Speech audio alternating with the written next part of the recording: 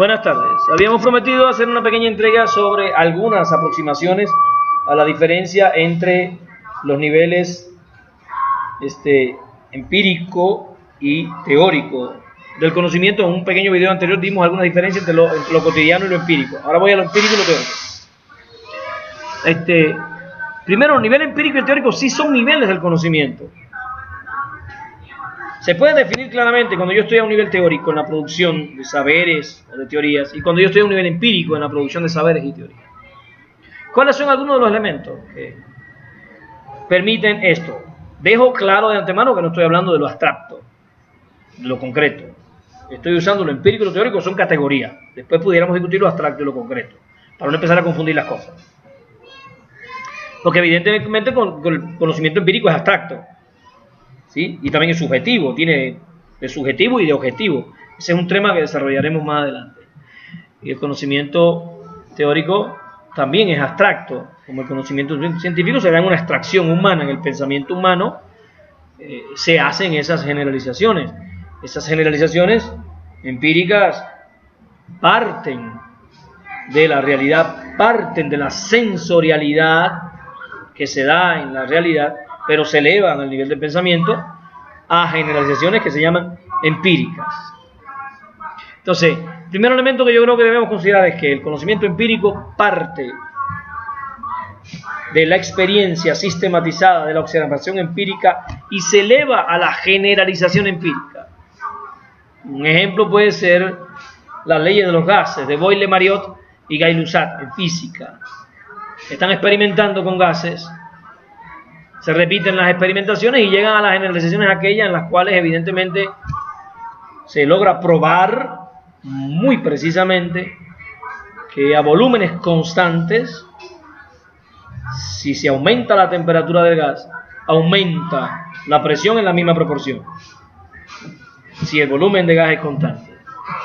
Y si aumenta la temperatura, aumenta la presión. Si se disminuye la temperatura, disminuye la presión. Ahí tenemos una ley empírica que se obtiene directamente en el laboratorio, experimentando con el objeto de la investigación, en este caso el gas, y después llegamos a una conclusión empírica.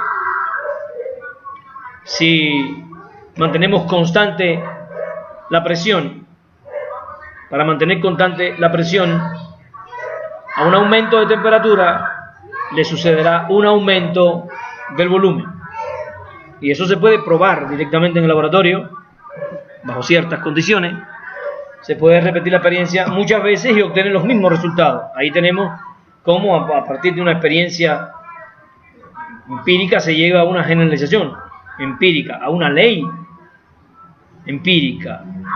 Y aquella investigación de Pavlov con los perros y los niveles de salivación a partir de los estímulos incondicionados y la creación de estímulos condicionados, se llega a una ley empírica, una ley que está describiendo las variables reales que están siendo manipuladas en el laboratorio. Entonces, esa manipulación de variables, ese seguimiento a las variables, te lleva a una ley empírica. Por supuesto, el conocimiento empírico que parte de esta sistematicidad también te lleva a un concepto empírico. Pues la ley empírica porta determinadas definiciones, conceptos que podemos llamar empíricos, que pueden ser empíricamente constatados en un laboratorio. Sin embargo, el pensamiento teórico no parte directamente de la manipulación de las variables en el laboratorio. El nivel teórico parte donde culmina el nivel empírico.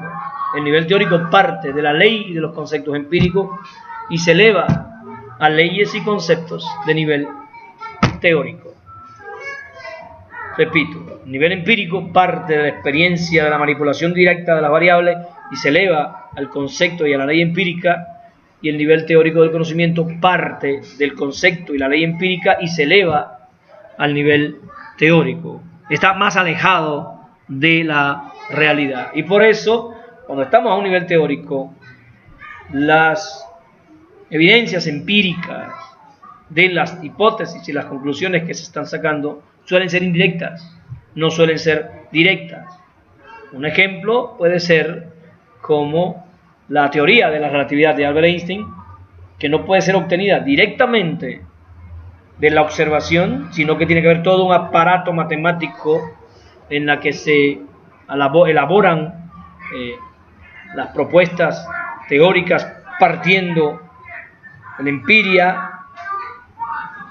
Tiene que ser probada indirectamente, y por ejemplo, a partir de la observación de cómo la luz se curva al pasar cerca del Sol. Para ello, pues hay que esperar un eclipse total de Sol, hacer todo aquel montaje experimental para hacer las mediciones precisas y después ver si es realmente cierto que la luz al pasar por el campo gravitatorio del Sol varía la trayectoria rectilínea. Fíjense cómo una de las conclusiones de la relatividad, que era esa, va y se prueba, pero se prueba una de las conclusiones, no se prueba toda la teoría. Aparecen pruebas indirectas. Eso es muy distinto a lo que ocurrió con las leyes de Boyle-Mariot y de Gay-Lussac, que se pueden ir directamente a probar en un laboratorio manipulando variables. ¿Sí? Es muy diferente a las leyes de Newton, que pueden ser directamente probadas en un laboratorio manipulando variables. Podemos determinar exactamente la posición de un cuerpo conociendo su posición inicial y su velocidad, ¿verdad? Eso lo podemos hacer, lo podemos experimentar, pero ya en el caso de la relatividad no podemos ir directamente a medir las conclusiones, sino que tomamos caminos indirectos porque ya estamos elevándonos a un nivel teórico de conocimiento. Otra diferencia fundamental entre el nivel empírico y el teórico es que el nivel empírico, como yo dije la otra vez, son los instrumentos de trabajo, los instrumentos fundamentales a través de los cuales se llega al conocimiento e instrumentos de laboratorio. Sin embargo, en el nivel teórico del pensamiento se crean ya métodos específicamente científicos para acceder a la elaboración de las teorías, de las hipótesis y a su comprobación. Ya aquí sí aparece el científico como un especialista que se encarga de diseñar los métodos y las formas a través de los cuales se van a buscar las evidencias o las pruebas directas o indirectas de primero, segundo grado, tercer grado, que van a estar sosteniendo las propuestas. Pero es importante que nosotros defendamos como marxistas y como trabajadores del pensamiento crítico, es importante que defendamos el hecho de que por muy elevado que esté el pensamiento teórico, por muy alejado que esté de la realidad, siempre tendrá que buscar métodos directos, indirectos, para constatar los hechos que sostienen esas teorías y esas propuestas de teoría y esas hipótesis, porque una teoría que se aleje totalmente de la realidad, que se desconecte totalmente del mundo real de los hombres, una teoría que no pueda demostrar en la terrenalidad de la vida del hombre su importancia, su trascendencia, ¿no?, su capacidad explicativa, su capacidad predictiva, etcétera, etcétera, etcétera, pues de nada serviría. Pues sería una teoría ahí en el aire, que diría cualquier cosa, pero esa cualquier cosa que diría no tendría ningún modo de acercarse ni siquiera lejanamente a una prueba directa, indirecta, de tercero, cuarto, quinto grado, como sea. Pues esa teoría ni siquiera la vamos a discutir porque no hay elementos que discutir, simplemente es una teoría separada de la realidad y hay que respetarla porque cada quien tiene su forma de pensar, ¿no? Por lo tanto, ya eso no es teoría. En el sentido de que reconocemos la teoría, ya eso no es teoría, esa es una construcción, una suposición sin base de hechos y cosas que al final probablemente no tengan nada que ver con la realidad y con el mundo en el que nosotros vivimos. Por eso es importante discutir con los muchachos, con los investigadores, todos estos elementos. Otro elemento que tenemos que considerar diferencias entre el pensamiento empírico y en los niveles empíricos y teóricos del pensamiento, son niveles donde no hay una línea que los divide, ¿no?, fijamente, sino que hay una interdependencia, interrelación.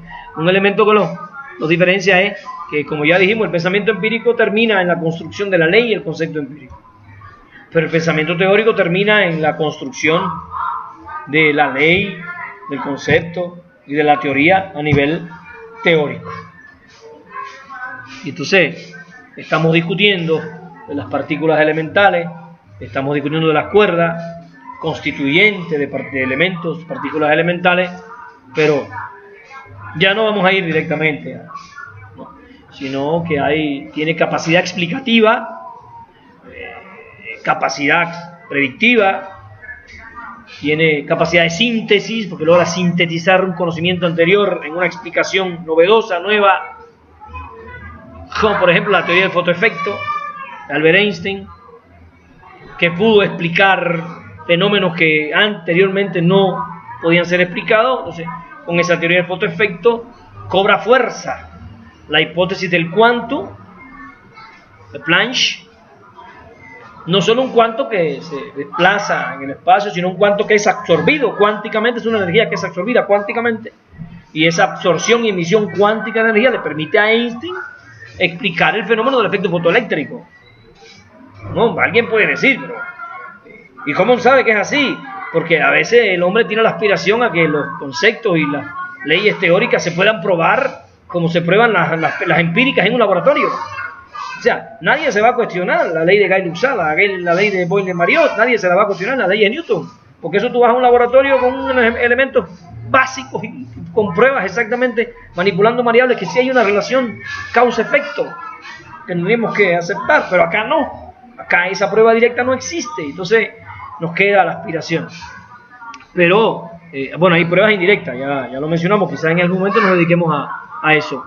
La idea fundamental de este pequeño video es establecer diferencias, no son todas, solo son algunas. Después desarrollaremos otras propuestas en las que establecemos las diferencias, algunas diferencias entre pensamiento a nivel empírico y nivel teórico del pensamiento, ¿verdad? Entonces dijimos ya el nivel teórico parte de las conclusiones del nivel empírico y se eleva al nivel teórico a construir hipótesis explicativas de fenómenos que no pueden ser sus explicaciones construidas y comprobadas empíricamente en un laboratorio.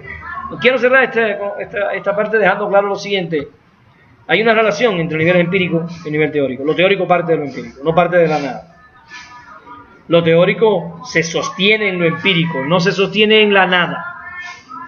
Lo teórico se sostiene en los hechos, en las constataciones, en las sistematizaciones, en las observaciones que se han hecho en el nivel empírico, no en la voluntariedad de un científico que quiere construir teoría. Si este nivel teórico se separase de lo empírico y entre ellos no hubiera ninguna relación, estaríamos entrando entonces en un conocimiento totalmente alejado de la realidad, un conocimiento que no serviría para nada y un conocimiento que estaría declarando ya su derecho a no regresar a la realidad, a constatar, a comprobar, a filtrar su terrenalidad, como decía Marx.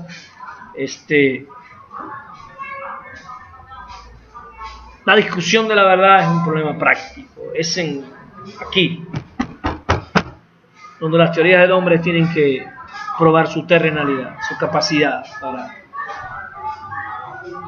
usarse de una manera u otra, o para explicar el mundo de los hombres. Le damos las gracias por seguirnos, por estar con nosotros, por darnos la oportunidad de compartir ideas, de compartir pensamientos. Nos vamos y nos vemos. Muchas gracias.